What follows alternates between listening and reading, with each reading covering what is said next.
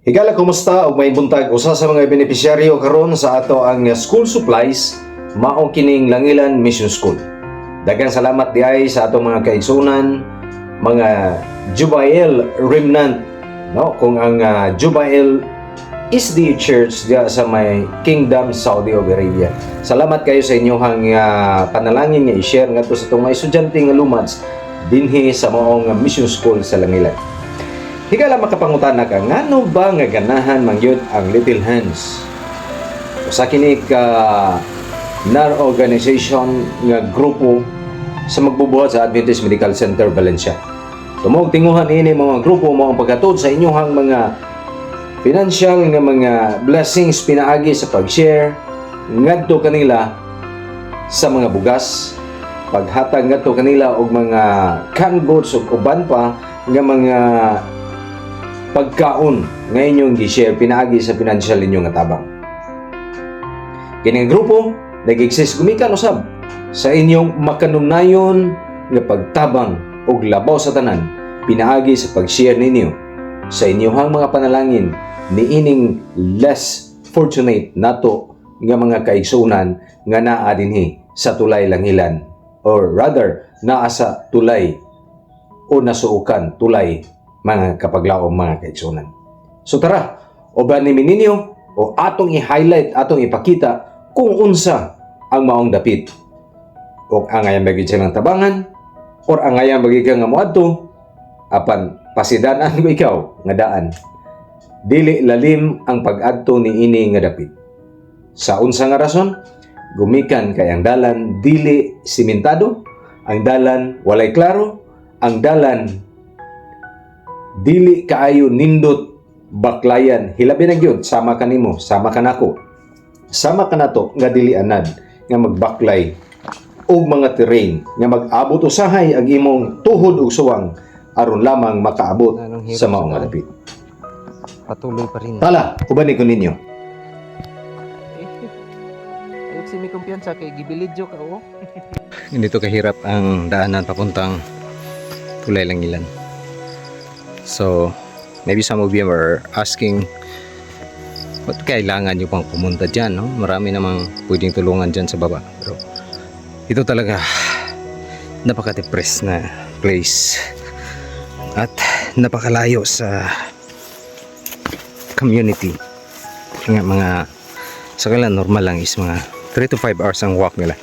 Pero sa mga baguhan, siguro mga 8 hours we will reach there.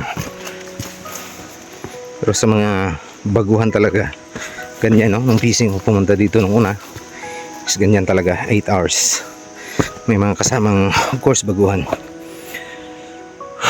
So yan, doon tayo dadaan.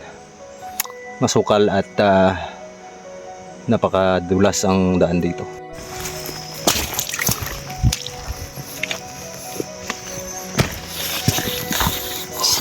So ito yung daan natin papunta sa Tulay Langilan Mission School. Yung nasa una, matagal na yan sa gawain. Magsitong bins pa. Dugay na sa kalihukan. Passing through this. Slowly, easy, and careful with this. Yun. Ayan. So, ayan. So yan, yung mga kasama natin, simulan na nilang tinatahak yung daan pababa dito. So, sa mga baguhan, sure na ano, mahirapan ka talaga. Pero sa kanila, yung mga katutubo dito is wala. Chicken lang sa kanila to. Ayan. So ganyan kahirap, no?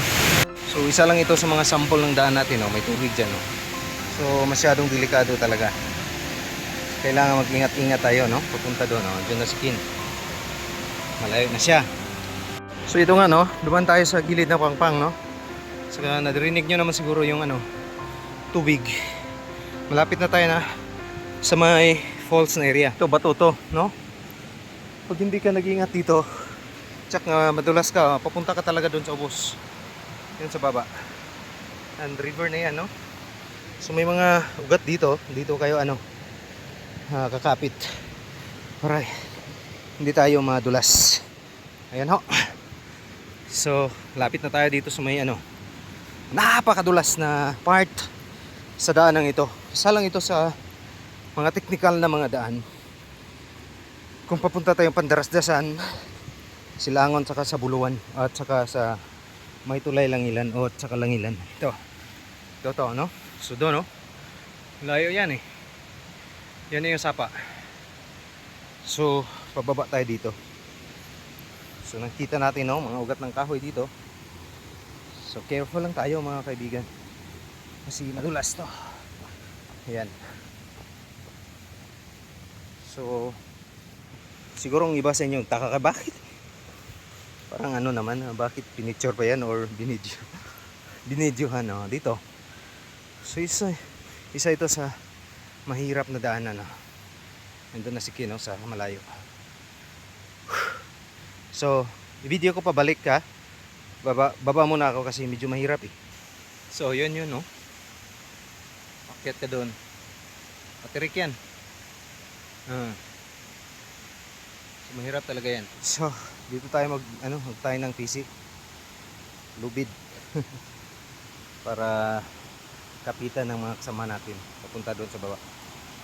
Yun yung pulse sinabi ko. Ayan yun. So video natin yan mamaya. So yan, dito tayo naglagay ng PC. Papunta doon kasi napakatirik at madulas ang daan dyan. Mga bato kasi yung dadaanan natin, no? Ito yun. Ito yung dadaanan natin. Yan sa una. Yung una dyan eh. Doon tayo madaan, no? Papunta doon. Pero ngayon, iniban na nila. So yan ang mga kasama natin, no? Si Brad Rizin. Oy, kaway kayo dyan. Tagalog ito eh. Kasi nakapunta ako ng Maynila eh. So nagtagalig ako ngayon. So yan na sila. Tingnan natin kung easy ba lang yung daan. Yan. Mikos-mikos na yan, oh. So ganyan. Kakapit ka talaga dyan. Yun. So yan na. So ganyan kahirap yung daan dito. Yung normal na position eh. Naka 60 degrees na ako dito, oh. 60 degrees na yung camera natin. Yan. So yan po mga kaibigan. Pababa tayo. Alright. So nandun sila sa itaas. Ayan. Videoan natin yung falls kung gaano siya kataas. So yun yung falls, oh. Yan yung falls guys, oh. Mga dalawang bagsak eh. So napakaganda, refreshing talaga dito. Pagdating mo dito sa baba, no? Makita mo pa yung mga bato sa ilalim yun. Tingnan nyo. Ilalim na yan eh, mga 2 meters na yan. Pero nakita pa rin natin yung bato sa ilalim. So yun ang mga kasama natin. Dandahan na bumababa doon sa bukid. Ayan na. So gilid sa falls, yung sinabi ko kanina, sa gilid tayo ng falls dadaan. Pababa dito sa matirik at napakadulas na daan, no? Bato kasi yung dadaanan natin eh. Ayan. So nandito na si Rizin. Ayan.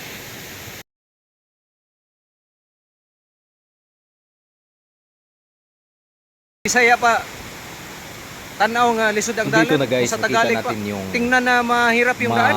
sasayahing mga mukha sa mga kasamahan natin. Kasi stage 1 is Yeah. nalpasan na natin. Isa lamang Yun ito na, sa oh. mga Naligo na, mahirap na part sa daanan ito papunta ng Ikaw na si Langilan. Paring Jerry. Pero nga, kagaya na sinabi ko kanina, pag Yan yung abot na sinabi kayo ko. dito sa my falls, nako, Yan. mawala at mawala Malinlock. talaga yung mga pagod na pinagdaanan nyo sa stage 1 ng ating paglalakad. So yun nga, ito talagang napakagandang tanawin dito, no? Bali wala yung mga pagod na dinaanan nyo pag nakapunta kayo dito. Kasi napakalamig ng place na to. So, isa ito sa pinaka attracting site dito sa daan, no? Papuntang Langilan. Yan. Mga kailang bisis na yan nakabalik yung ito.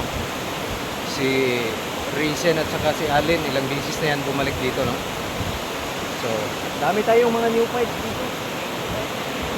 Mayroon ding mga matagal na sa gawain. Dugay na sa kalihukan. Yan, si Boss Jerry. So, matagal na yan dito. Pabalik-balik na yan dito eh. So, ito, mga nurse natin, baguhan. How is the road going to Langilan? Okay daw. So, okay daw. Yan. Part 1 pa lamang ito sa ating palabas sa dokumentaryo natin sa daan papuntang Langilan. Abangan ang susunod na kabanata sa ating istorya papuntang Langilan.